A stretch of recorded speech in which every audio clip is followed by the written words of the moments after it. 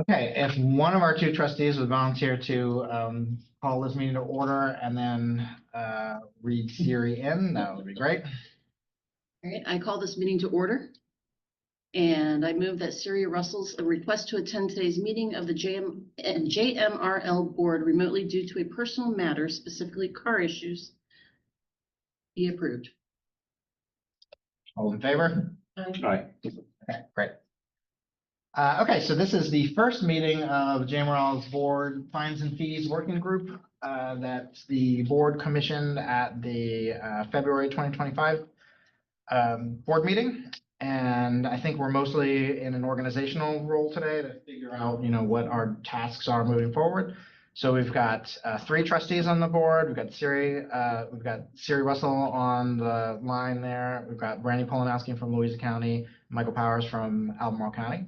We've got JMRL's circulation manager, Brittany Eversberg, and JMRL's collections and technology manager, Kayla Payne, and myself.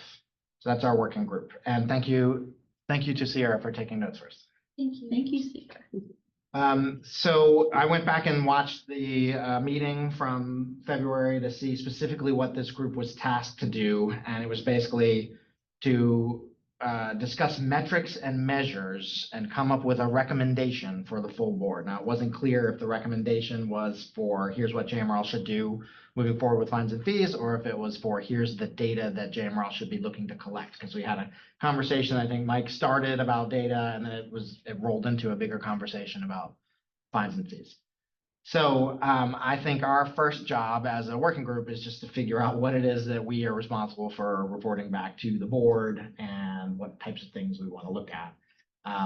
I didn't prepare anything special for this group. I have pulled up here in case we need it, the continuing ed information that you all viewed. And I think most of you, did you guys watch the board meeting from last month? Yeah, that was available to the board and is available for the public to watch.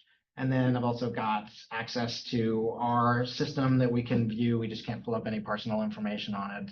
If there are questions about what's available there.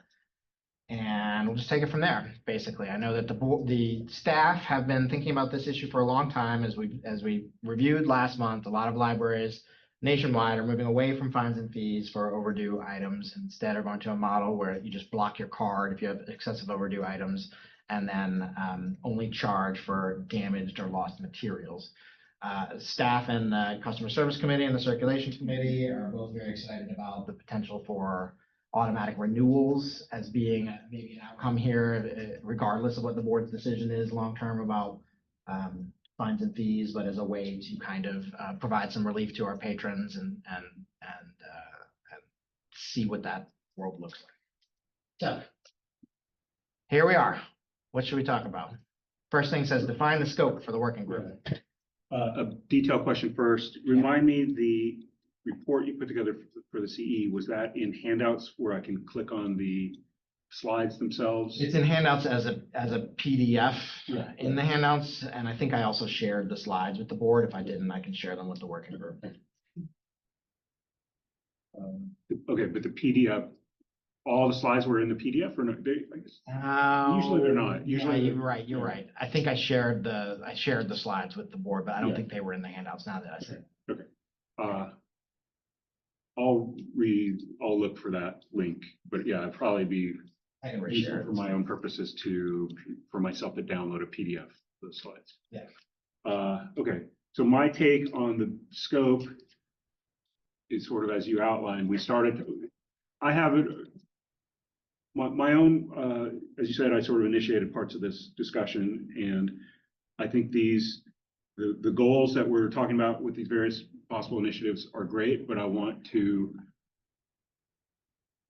make sure that we're maintaining that we don't have unintended consequences, or that we keep track of any unintended consequences and understand the impact of changes we make on various performance metrics that we might decide are important. So one is so I think from that subset of interest, what I'd like to see us do is kind of understand the intersection of what are in an ideal world, what are performance metrics we would like to track in theory. Then there's the practical, what could we, what with some changes would be able to, then there's the intersection of what's feasible. Okay, so for something that we thought was really important, but it would take a little bit of effort to implement, that might be something we choose to do. For something that's, oh, we're going to have to get a whole new, start from scratch, that one's infeasible, we can end up crossing that out. But I'd like to start with at least defining what those might be ideally, and then sort of investigate feasibility. One question I have from time frame, let's say that the board decided tomorrow, okay, we're going to go fine free, for better or worse. What would be the implementation time frame of that? And the reason I ask is it gives me a feel for what. So I'm interested in these metrics. You need to baseline them, so you need to understand what's happening right now, and that needs to happen for a while before the change takes place, so that after the change takes place, you can compare the before and after.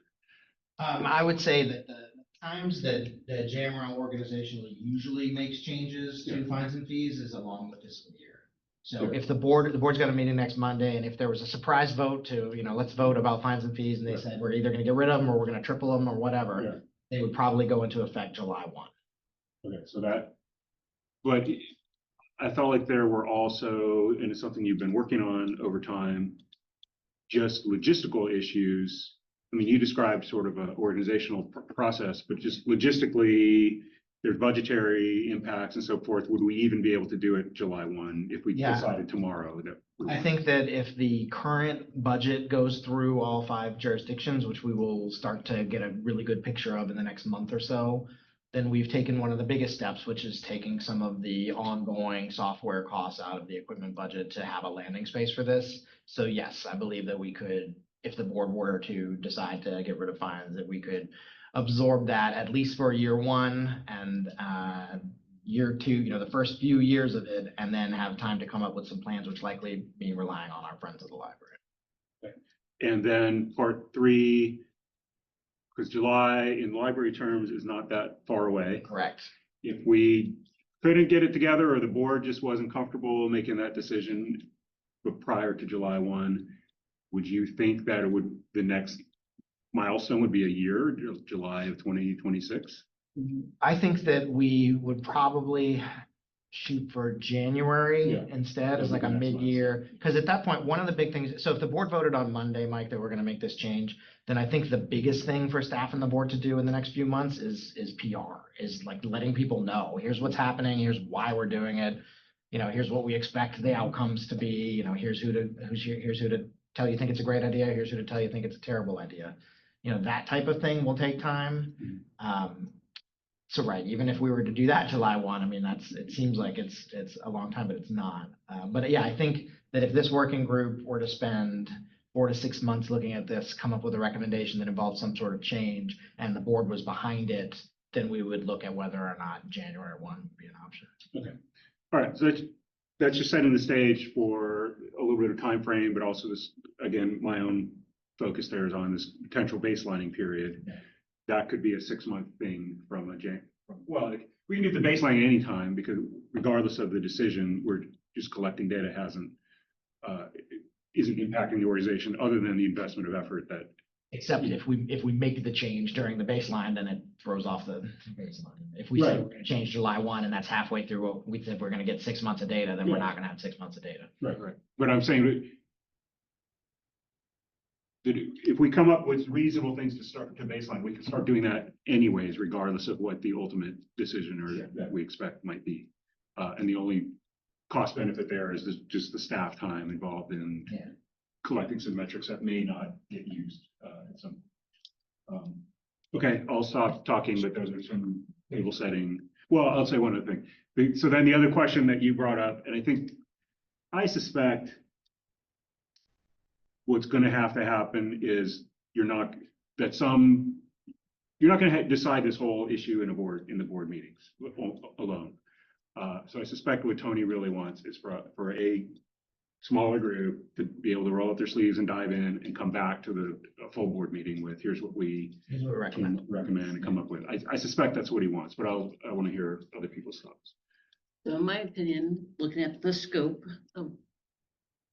for the working group, I feel that as opposed to us speaking as a whole group, all of us together, and just going in circles, that it would take a few of us to go and really hash out, okay, what is the recommendation bring forth to the board as far as fines and fees, well, the late fees go.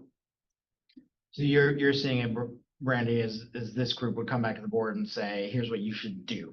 Make a suggestion to the board on what. I think that's what I Very heard motion for the board. in the end of Tony's saying, well, let's get this group together, is that he would like a recommendation. So I think that's kind of similar to what Mike, you just finished on there. I agree. I think that would be useful to have, one way or the other, to get some closure on this, and that would help the board to make up, and then they can have a long philosophical conversation about where to go from there. Okay, Siri, any thoughts on scope? First, happy Monday, and sorry that I was late. I'm like mobility challenged right now. No, I thought all that sounded great to me. I think the only thing that I would maybe add, and it may already be super clear to other folks, sometimes I am the densest in the room, is, it would be helpful for me if we had even like, a couple of like clear bullets that just sort of articulated what the desired state was before we hit the metrics, just so we were matching the metrics to the specific outcome that we were looking for, if that makes sense.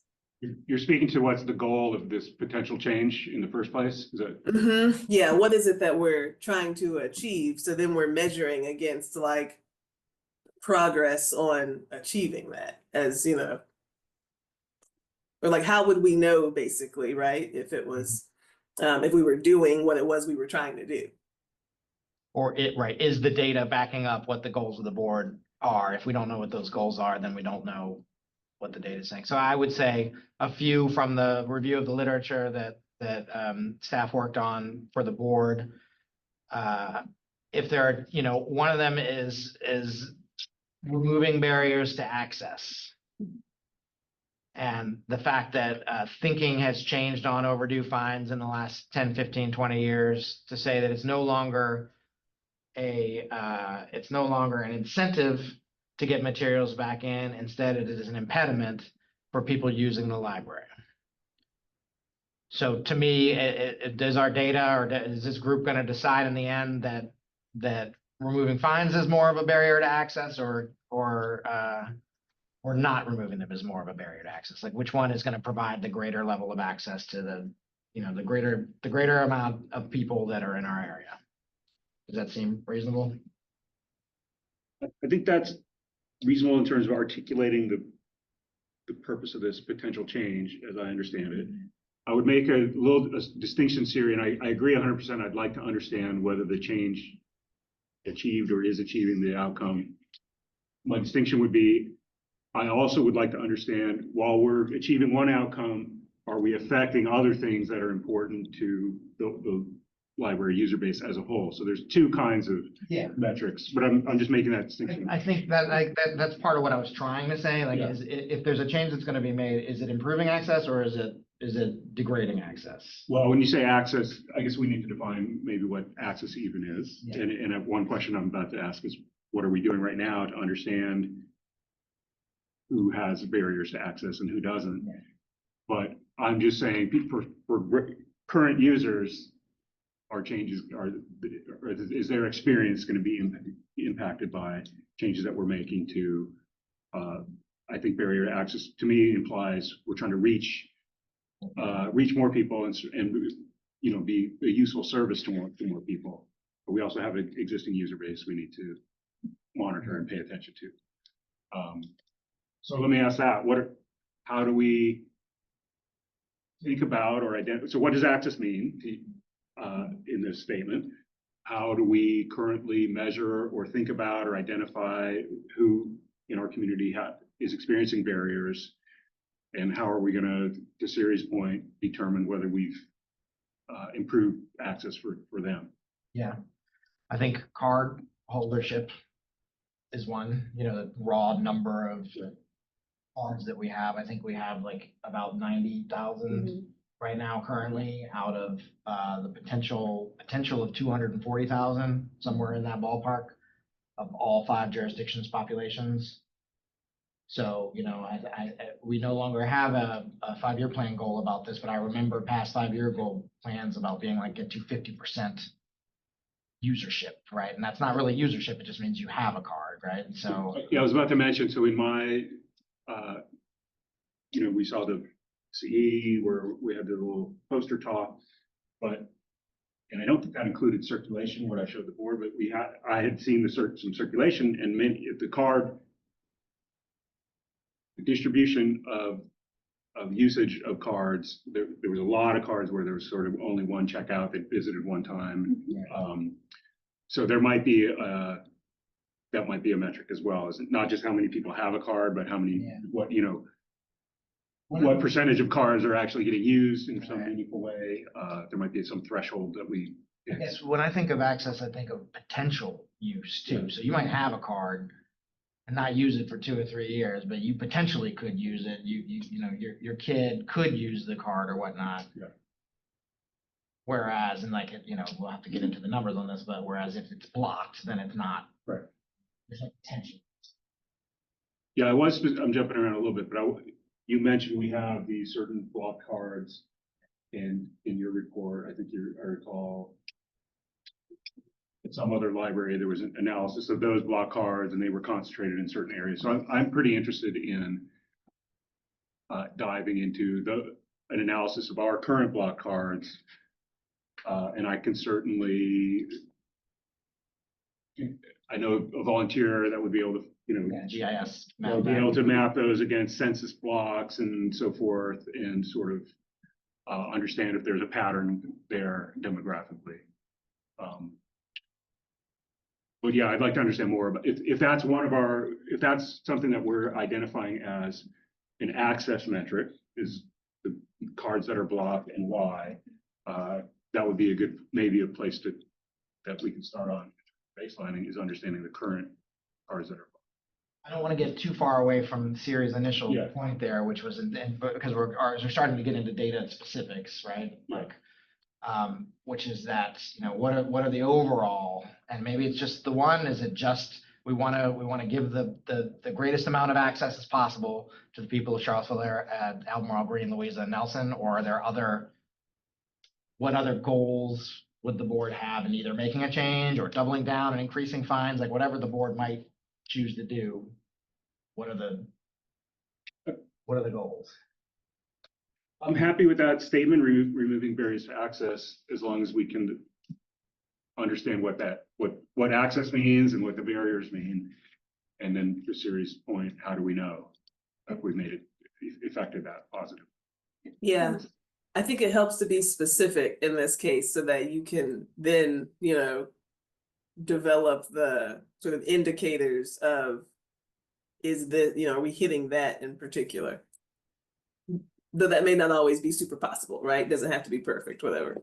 Yeah. But to me, this is like one bullet point. I just, before we move on, want to make sure, are there other kind of goals of this group before we get into the, like, okay, what metrics will show whether or not? I'd be interested in the staff's perspective on what other goals. From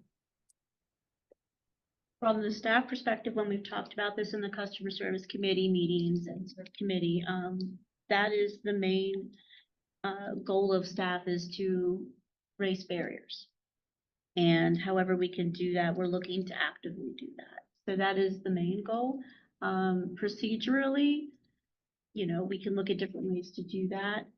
I think you would find that a lot of people have stopped using their library cards because they have filled books, and they don't understand that if they just return the books, if they didn't have any overdue fines, they would be able to use it again. So I think that small change would help erase that barrier, and people would come back.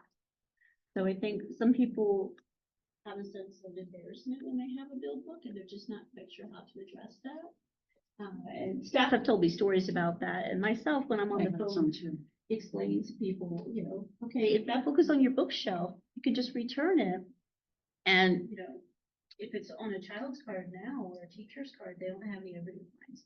And we're finding things may stay out for longer, like David said in your presentation, but things do return. And we found that when we went to curbside and COVID as well, we turned fines off.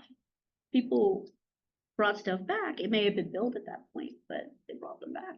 So we're raising that barrier even temporarily seemed to help people feel like they had better access. We actually had pretty good card usage during that period. So. I think.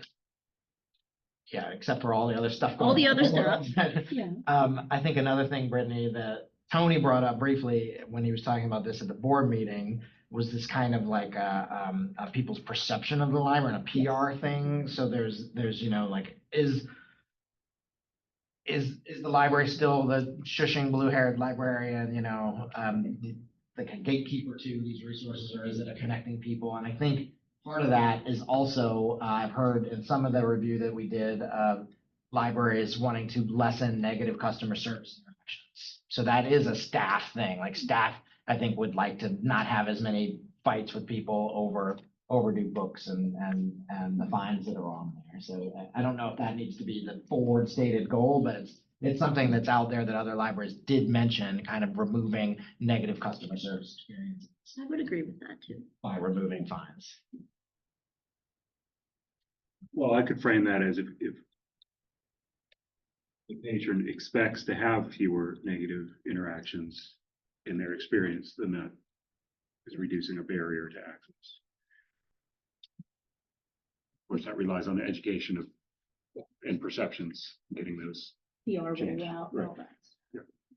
I will say our PR coordinator, Dylan, he is ecstatic about the idea of doing a rollout for this eventually, and he already has a lot of ideas he's talked about. So I think this is like a very good way to get positive PR for JMRL as well. I mean, the question is, how would we want to go about this? I feel like we've been doing this gradually since 2016 when we started to do no overdue fines and no late fines for kids.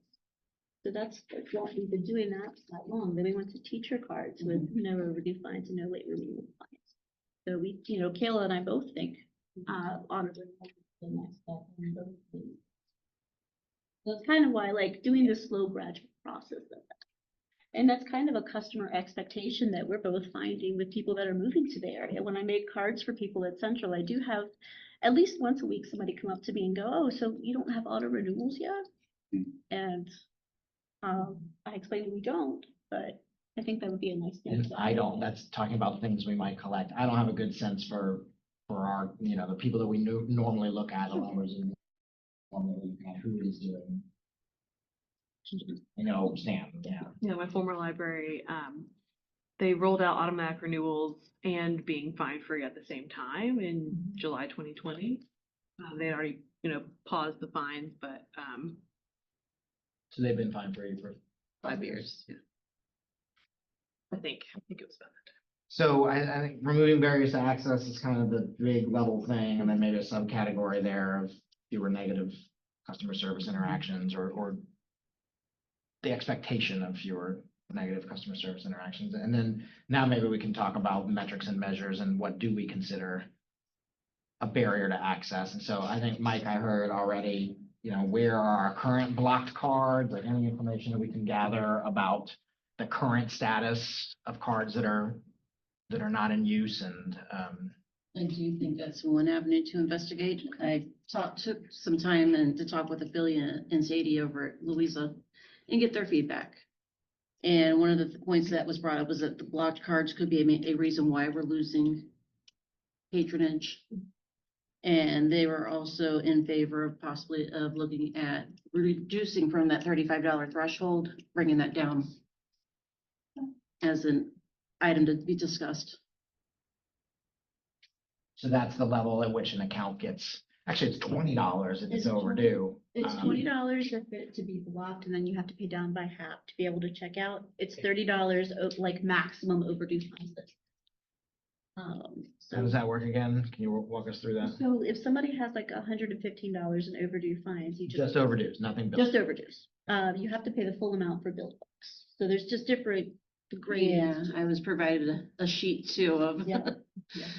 So it's kind of a couple different things. And so that adds to the customer service aspect of things when you're helping somebody because, you know, they may be really pleased if they have $115 liberty fines and you waive it down to 35 and then pay with no problem, but they may not understand the $20 threshold. Oh, so 35 is the maximum that you will have in just overdue fines. Yes. But once it's over 20, your card is blocked. Yes. Mhm. So we would only charge you 35. Yep. But you wouldn't be able to use your card until you paid that. Yeah. Okay, that's right. Thank you. It's all coming back to me now. And I would be curious with just our blocked cards, what's the dollar? There was a benefactor somewhere that would just say, I'm gonna clear all this. Here all is. What would that dollar amount be? That'd also be, I'd want to know how much of those are for items that have been returned, you know, like your account is blocked because you owe this $35. And how much is because you still got something material that's not returned, because Right. that circumstance is not necessarily going to change if we go with the model that most places use. Yeah, you're still on the hook for the. You're still owed the for the lost. lost or damaged book, right? And Peter did bring up in the last board meeting that he's interested in that as well, which is a step beyond, I think, what most public libraries have done. Most of them have drawn a line there to say, if the material's never coming back to the library and then we know it, then we are gonna have to charge you for it. All right, so where are the cards blocked? How many overdue versus billed? Mhm. And Mike, what was your thought in there? Well, if it's of interest, demographic, i.e. location based. Yeah. Is there some GIS pattern for these cards? And I only mention that because it was part of the, It was something that- San Diego. yeah, San Diego seemed to think that was interesting, an interesting finding that there was a pattern to those cards. Yeah, and that, maybe we can do most of that in-house, but on the demographic end, we might have to reach out to Walnut Cooper. They have been helpful in the past on providing information. Okay, another metric that I heard a lot in the review was about, like averages for overdue times, money owed, and hold as being things that people were concerned were gonna be impacted by a change. So like if you make a change, and I don't, these are the ones that I don't know how much data we can get on. So what were those again? It was like an average overdue, like days to return overdue, or some sort of metric that says like, okay, here we're gonna pin our before at, you know, most books are returned on time. And then does that move if there's a change? The other one was kind of like an average of build, like how many, so similar thing, basically, like, does the number of build items go up or down? And are we gonna get more material back because there's no fines on it? And I heard, how does this impact hold time? And hold time? That's probably the most, the people, so Mike, you're talking about like our baseline current heavy users, that's the one that we're probably gonna hear the most about. Mhm. You know, like, am I gonna have to wait longer for materials because somebody's keeping it because they don't have fines? Yeah.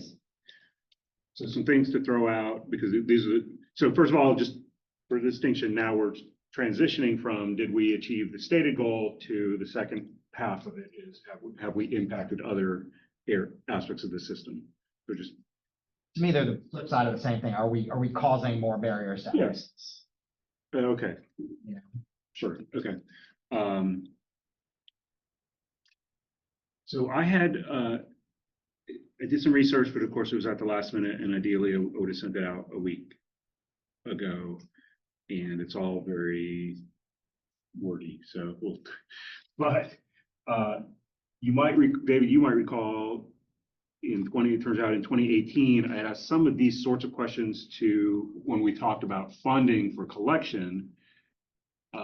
And said, well, how do we know what are the collection metrics that we use, is the question I asked at the time, to know whether we need to increase funding, you know, what are the thresholds that might trigger us to say, well, we need to spend more on collection. So it's not exactly the same, but some of this overlaps. So Meredith Vickens had put together a sort of a report about various metrics. And so that's out there and I can re-forward that.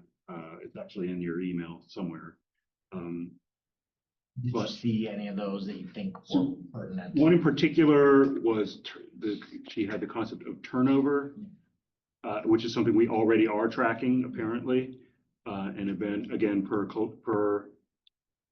collection segment she talked about, that there's subject area, genre, and format. So we could, but maybe someone here that's a library expert can briefly define turnover, or I can read from this.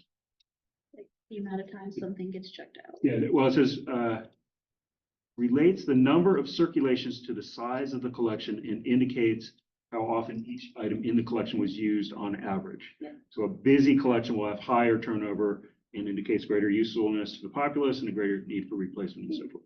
So, but my point is, if materials are being held longer, That would- then they can't be turned over as often, and we would see a change in that metric that I think we're already collecting. I love to hear that we're already collecting something that we could use. Well, it may be that we need to do it in a more granular fashion where it's per month or per segment. I mean, we would ask someone like Meredith or Brittany to think about that and kind of use their knowledge and expertise to define that better, what we would collect. That's good. And I've been learning a bit more about what we can do within the Right, database. And I have asked our ILS holder, because there's certain transactions that are only kept by default for 2 weeks. I asked them to increase that to 90 days just to have more time. And I do have a potential report I can run that can look at, it's like a report called on-time check-ins, like a SQL report to like see how many items for each location were returned more than 1 day early, 1 day on time, day late. But again, that's going to be limited to 90 days. Actually, right now it's still 2 weeks because we just turned that on. But we could But we sweep can it still- periodically. yep. Yeah, you can Exactly. snapshot that. So that might be Does it tell one. you in relation to the whole checkouts? Like, is it a percentage or is it just a raw number? I that think we it's- have to see? I think it's a raw number. I need to like dig in more to this code to see if there's anything I'm missing. Because it was crafted for another Sierra library, but yeah, to see kind of what. So off the top of my head, if we say, so what I think I heard is there's a item and there's a due date, and did it get turned in before the due date or after the due date? Right. Yeah. Or maybe even it was how many days plus or minus relative to the due date? Is that? Yeah. Okay. I think so. Yeah, so 1, 2 to 7, 8 to 14, 14 to 21, more than 3 weeks late. And I'm curious, it's not out of your head because it's something I experience. I'll have a material, I forget to renew it, so now it's due and I didn't turn it in. Then 3 days later, I've incurred 75 cents, but I get around to renewing it. Does that count? How would that show up in this? I think in this particular report, it's probably just based on when it was returned and not when it was renewed. But we might be able to dig into some more of that. We've got all that data in the kind of fines paid table. Mhm. If somebody pays that fine, then we've got a bunch of data about it. Yeah. It's just a quirk of this database, but like, we'd have to find, I'm sure it's out there, but this is one of the things we'd have to figure out how to figure out. Yeah. And right now, we have access to, back to the beginning of time, basically, all the fine information for the most part. So it's like in 2022, how many lost books were paid for, how many overdue renewals, how many regular renewals, how much was waived, how many added charges were there for like somebody needed to fax something and they didn't have any money and we just put it on their account, say, hey, bring $2 next time you need this. Mhm. So that we do, but that doesn't capture the folks that don't pay that, which is some amount. And what about the holds one? So this was, again, what Meredith wrote. See if this answers the question. Wait times fulfillment. JMRL doesn't currently have an efficient means to track wait times for hold fulfillment. We do maintain hold ratios as much as budget allows. So there's a collection management guide. With a target of 5-to-1 ratio for regular print and 10-to-1. So, but this is more. This seems to be more used for purchasing because when a title gathers more than 5 holds per circulating copy, so that's a per title hold. Yeah, Another, it's a per title hold ratio. but Kayla found something that we haven't been using recently. Tell me what that report was. The number of, there was one that like a number of patrons, active patrons with fine. And some of this, it's like double checking that I have the right codes, because again, some of these were set up Yeah. by different libraries. So, Wasn't there a holds one? Am I reading oh yeah, the holds one. Let me see. Sorry, I was looking at the fine one. So that one is, I just feel like, and I could be wrong about this, but I feel like that's the thing people are gonna be most. Yes, intuitively, that's, to me, would be the number one is, I want I- that book. I want that book, and how long does it take? First of all, there was in your report, there was a mention of something called disappoints, which I think meant, I want that book, but I can't get it today. So I wonder if we could, so some of these I think we just put on a wish list, and maybe there's a research step where Kayla's gonna have to figure out. So that would be one, but then I want that book, I couldn't get it today, so I'm disappointed, in this terminology. But how long did it take until I was actually able to get it in my hand? So what was that one called? Because I might have just saved it into it. I don't know, I'm searching holds, Kayla. I would call that a whole time average. But I'm pretty clear we're not collecting that now for whatever reason. There is, Kayla unlocked something that might help us here. Yeah. And I mean, when we talked about this in committee work, that is a concern staff have had, because we already have patrons who do come to the desk and go, okay, when is this book due back? That I have on hold because I need it for my book club? Yeah. Or how long has this person had this book out? And, we kind of, I get people write to me about that too. It's like, hey, this person has had this for 2 months, do something about I it. would agree with that assessment, that is probably going to be the main concern people have. Now, whether or not that changes, if there are overdue fines, depends on the individual. Right, and that's, There's only so much that the numbers will tell us. That's Because we have that problem now. yes. Yeah, so that one is a hold wait times report, and it gives a list of everything with the estimated wait time compared to like the number of active holds and copies we have on order. And in some cases, it's going to be like the JMRL toy library kit says there's 57 holds, but that's because it's one record with 30 different things on it. So We have to clean up a little bit too, because there are also on order items there. yeah, and we have that listed to show how many are on. If there's a John Grisham book coming out in September, we might already have a list of holds for it, so I think we can clean that up, and then that's also a periodic, like a before, after. Yeah. Like take an average, like a weekly average for 3 months or whatnot, but for the fact, take a weekly average for 3 months. But a lot of that depends on collection and collection dollars, like these two things are hand in hand to those decisions. Like, do we have enough copies of this high demand thing, like the new Hunger Games book that I didn't know was coming out, but like, I have it coming tomorrow. wow. Oh, nice. May I ask a question? I was gonna say, there's probably a long hold period for that. Didn't look. Sorry, can I ask a question? Please. On this topic, just, I guess like one thing that I'm sort of wondering is like, I hear us saying like, like what's the threshold, right? Like, is the goal that there's no change? Is the goal that like, like holds time is reduced, or is there like a certain degree of increase in hold times that is acceptable to us? That would be something, it doesn't have to be answered today, but I would kind of like, if you're thinking about how success is being measured or like effectiveness is being measured, I think it would be helpful to have some like sense of what kind of change is sort of like, are we anticipating as acceptable or desirable, if that makes sense. I 100% agree with that. And if you looked at that, one of the things I relied heavily on for that continuing ed last month was a library journal, like survey of fines and fees from 2022. And that was one of the questions they asked about hold time specifically. Was it better, the same, or worse? And some of the answers were, or you don't know. Those are the three categories, and they basically split, if I remember, it was like 25%, 25%, 25, 25, something like that. But the folks that said it was worse described that as an acceptable loss almost. So I think it's important that if that's going to be the case, the board acknowledges that ahead of time. Otherwise, in 6 months, you're gonna go back and look at it and say, well, this didn't work because this was the outcome. But if we knew it going in and the board decided it's worth it, then that should be part of the conversation. I don't have an answer for that right now, though. I think that is kind of a board level.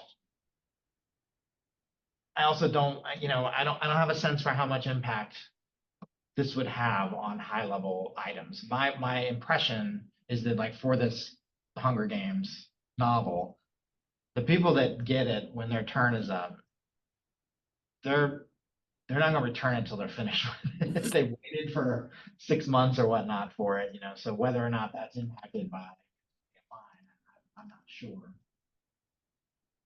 We can't suss those things out with data. Get close, but You could try, but also there is percentage wise, and you could think, I'm thinking about this as groups and trends overall. So aggregate. So on aggregate, those very engaged user for this book is going to be balancing off, well, what's the benefit of me being able to read it for a couple more days, and what's the cost of me keeping it for a couple more days? I mean, intuitively, I'm saying. So I might stay up late to read it, to finish reading it tonight, if I have an incentive to do that, or I might put it off for another day if I don't have an incentive. Again, on an individual basis, that's going to vary, but I think intuitively to me, there would be an aggregate trend that would emerge from that. So, if there's 100 of those users, 10 of them might do something different, and then that would show up in perhaps an aggregate. Again, I'm a little caught on I don't know how much the data is going to tell us about motives to help us decide. Collecting a bunch of baseline data, I don't know how much it's going to tell us like, oh yeah, this will be the impact. Because I think about the difference in my household, where one of the members of the household, regardless if there's a fine or not, if the book is due the next day, will stay up to read it overnight because it's the rules. And it has to be returned the next day. Whereas the other member of my household, get to it next week and we'll get it back, and it's only $2. Well, I think you're right. The baseline is not going to help us make a decision because that's just the current operating environment, and we're all relatively happy with that. It helps us after the fact to say, oh, darn, did we go too far? And was there an unacceptable, to Siri's point, impact in various other areas so that we need to make a tweak somehow. And I do have a different topic of variations of policies that are not necessary. It doesn't have to be all or nothing. We're removing fines and fees. There's a couple of variants of this that I have brainstormed that we can put on the table at some point. I think one thing that came up in the board meeting that I could feel staff cringing about was let's do a pilot for a while. And I have a hard time saying there's a decision as major as this to say like, oh, we're going to try this for a while. I don't recommend that course of action. I think when you open that box, it's out there. I agree that it's complicated, but for the sake of clarity, I'd like to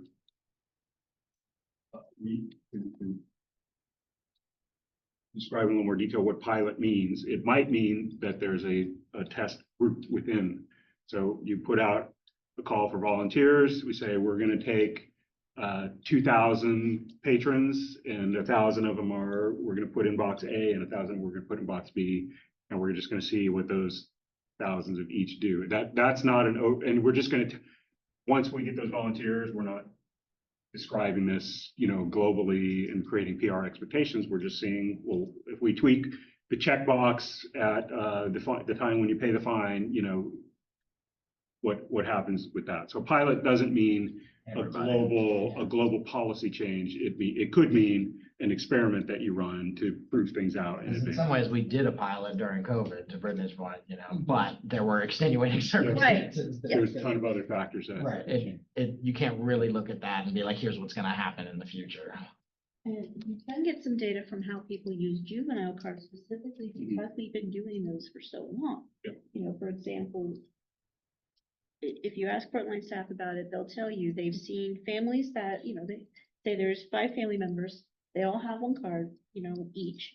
And sometimes you might have billed books in 3 family members. They take care of that and they check out on the other people's accounts. And then, some other family members in the family have billed items. So It's just one of those things sometimes where you kind of accept risk with it, or you kind of look at how the behavior's already been with that. Sometimes things do take longer to come back, but we have found that it is worth it to make sure we are not allowing access to children and their accounts. It does bring up a good question, is like some of these metrics that we're talking about, can we pull them for our juvenile accounts? Like, do we already have some, I showed the board some stuff. I think we probably could, because like I said, we've been doing this for a while now. And for teacher cards, we have a few years of data on that as well. And, you kind of can see how some form of fine-free institutional card is working in that way. So I do think we can kind of look at, you can get a small snapshot of what behavior might be from that information. So maybe we could start there. I think if you want to do a pilot program with that, auto renewals is a good way to do it, because we've already been doing this gradually. This is the next step for that. I'm in favor. And you're gonna have more backlash. Got it, everyone. Aspects in. You will have, and Kayla can attest to this, because you've been in sessions where they talk about auto renewals, as have I, where we do know that some patrons will get confused about whether something has been renewed or not. If they have 4 items that are renewed and 1 item has a hold on it, it will not renew with auto renewals. But if that's an expected thing for staff to have to explain, and patrons understand that, then that's just something that becomes just the standard process, a procedure, and people understand it eventually. Probably after the first time they don't get something. You have to pay a fine. Yeah. Like the parking ticket I got the other day. Oh. Well, I would hope maybe this group would make a recommendation about auto renewals too. I don't know, it's something I would hope that we could talk about. Yes. Because you mentioned Stan, doing both things at the same time, that's an option. And other librarians that I talked to at a conference this past week, what they've mentioned that auto renewals were the natural progression into eventually going, because that's also your baseline of, all right, here's how many people get that overdue renewed fine because Kayla forgot to renew the book after two days after it was due, versus people who now are still are returning things on time, or maybe they're late, but only for that very last bit if it's someone else was waiting on it. I guess I'd have some questions about statistics that we've been keeping for 50+ years, You're able to set auto renewals up as their own statistical group that's separated out from, These are renewals. right, versus. And it's not to say that they shouldn't count towards checkouts, but we'd have to think about. And the state, like Bibliostat, I remember when Stanton's, Right. you have to separate it out, because that was one thing we had to do in reporting with my old ILS, was to get it separated out. That we're getting a little back, but yeah. All right, so if we try to be mindful of time and stick to our agenda, we've got a minute or two for metrics and measures, and this is just the beginning of this conversation. So is there anything else? Did anybody bring anything to the table that they want to make sure gets said about, like, hey, here's something that we should know or try to figure out after the fact if we make a change?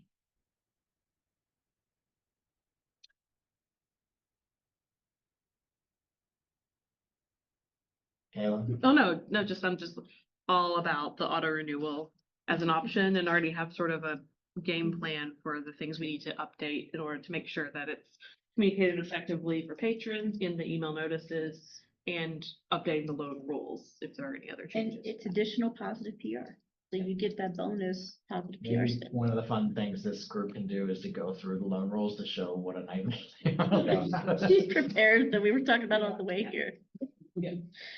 All right, well then, if there's nothing there, then let's talk about next steps for this group. Well, yeah, Go so ahead, Mike. on auto renewals, again, I think that could intuitively to me, it might have an impact on some of these metrics. So I think it's an interesting, I'm almost thinking of it in, I think Brittany, you mentioned as a initial pilot or a pseudo pilot. But I would still advocate for baselining for a couple months. Yeah. Then if we think this is a prudent step that we're not too worried about, do that as a pseudo pilot and see, what kind of impact it has, and that gives us some confidence About Yeah. other decisions. Right. Not, Kind of like that. it doesn't, yeah, it doesn't affect things like the blocked car. Well, it helps you not stay out of a blocked situation because you incur fewer fines along the way. I think they Sure. were doing both, Both of which, the auto renewals and doing a test. The oh, the non-compliance. pilot. I'm The not pilot sure is what- complicated. Yeah, the pilot is complicated, so it's what's the cost in terms of effort and energy, but I did want to, as we're considering the cost benefits, I wanted to define more clearly what that. Yeah, I mean, I could see some, like, we could tie it to a P-type, that's something that could be done. But then we kind of lose, do we make P-types for every single jurisdiction? Because for the people who are not gonna get fined. I would say pick up Oh, you're- jurisdiction to do it. But then that just tells you how Louisa's patrons would react to this, and they might react very differently from It's Charles. Nelson County. Yeah, pick the smallest. Get the opposite right. streams here. At any rate, we don't have to decide that today, but it's good to have it on the table. Mike, I appreciate the clarification about, I do think, staff were concerned about saying to everybody, like, we're gonna turn this on and see how it goes and then turn it off. Right. That to me seems like It would be drastic. it would be drastic and would be not popular if you offer something that people like, and I think people will like this for the most part. In my mind, it's possible that we would do that, but only in a drastic case where we notice, oh, X, Y, and Z Yeah, just right. tank and we can't sustain that. Exactly. I don't expect that to happen, but based on what. So out of the three trustees here, who wants to provide a brief summary to the board next Monday?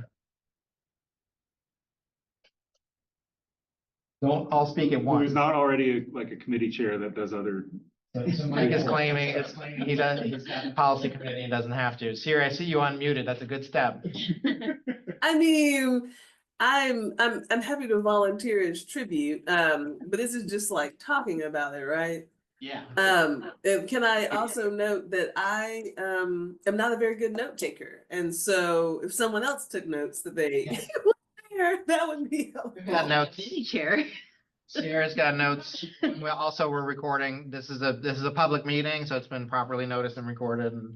But yeah, we can provide some, but really we just need, I'll do it. oh, there you go. So now Brandy and Siri are fighting over who gets to do it. Oh, Brandy wants to do it. Brandy, look now, this is your world, please. All right, so. Volunteer to be a part of the group. Why not? Yeah. Go one step And further. it's just to say, we had an initial meeting, we discussed an overall goal, and then we started talking about some metrics. So the other thing that we need to discuss today before we close out is what will next meeting. Yeah, it seems like we better get something on the books pretty soon, so, frequency, I mean, I think it's gotta be at least monthly if we're looking at July, so, I can either send out a doodle poll after this meeting, I can do that. Does that work? Okay, let's do that.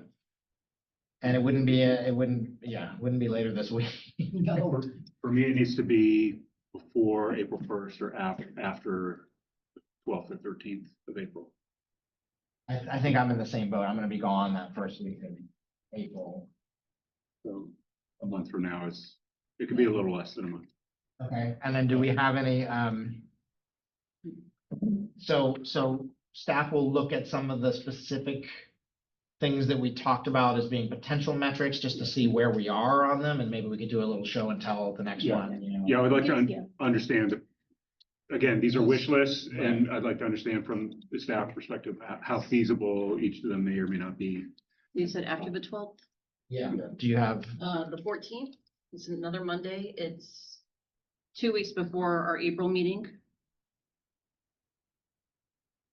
Probably sounds about right to me. Let me just. And it gives a few weeks for anything that needs to be, it gives us a month. yeah, right? Can we tentatively say the 14th, and I'll email around about it? Yeah. Siri, any known problems there?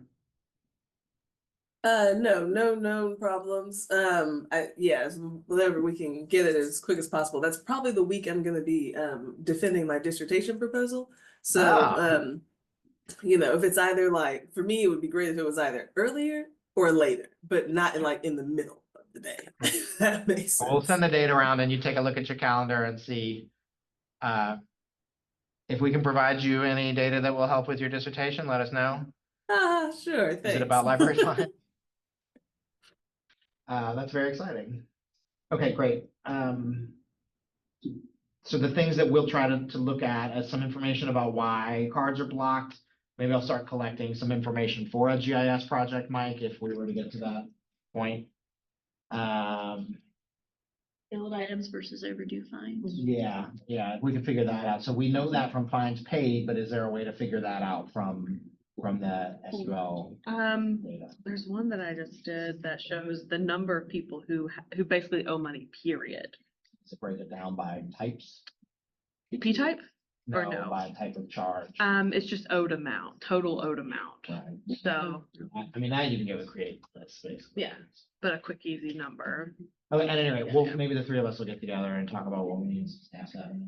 Prepare some things to show you all, like, hey, here are the tools that we have at hand. Here's what we have access to. Here's what we would need to get a new tool or to ask somebody else to help with. And hold time threshold too, if we can. Yeah. Maybe. And I think it seems like. That's we've the one I already- did. That's the one I That's what you have. got? Okay. Yeah, and some of them it's a little misleading because it's like, it's a book that someone from tech services put on hold that is now lost. So they've been waiting for, They put it on 20 hold because.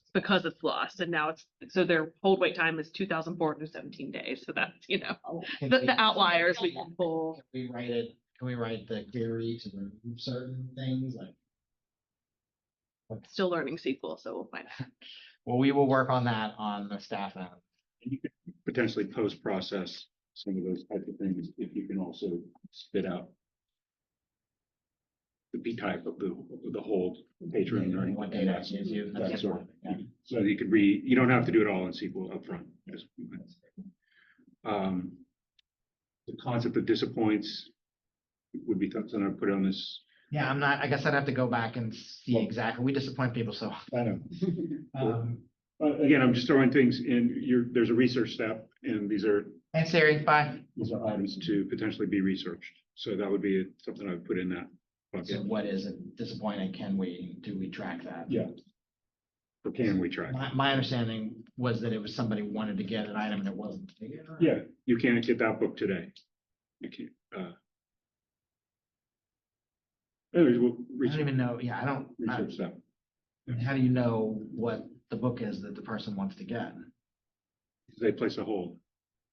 I think only if you place a hold, Hold placed. basically, but I think there's two things.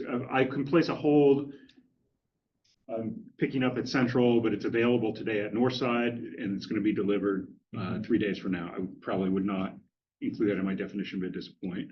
I want this book and I'm placing a hold, but it's not available anywhere in the system, so I'm going to have to wait for someone to return it. That would be included. I'll have to try to wrap my brain around how. Well, again, What's the actual question? yeah, we're well, asking? figure out what, it came from your report, so who said this, I think- who said disappoint and what do they mean by Right, that? right. I'll go look. Yeah. My gut says that was more like an anecdotal, like they were collecting that information at the desk. Like, hey, did you get everything you wanted today? No? Okay. That's My- next. My impression at the time was that it was a defined. I'll thing. check and see, but I'll do a review of the review. to see Yeah, where yeah. that's- Kind of like when Green did that check mark. Yeah, Green had a very cool thing that Jenny did many years ago where they just kept track of every time the staff had to like say no to somebody or something and it helped them to guide some of their, realize where they were. It was very helpful regionally to be like, hey, people are expecting this and we're saying no to it 100 times a day, then maybe we should look at what it is. And then the other thing for my notes is just this concept of turnover and what would that mean to baseline that and compare it meaningfully. Sarah, you got all that? Okay, great. I think that's a great first start for this group. This is exciting. Thanks. And you want to adjourn us? We're adjourned. Just found a cool report.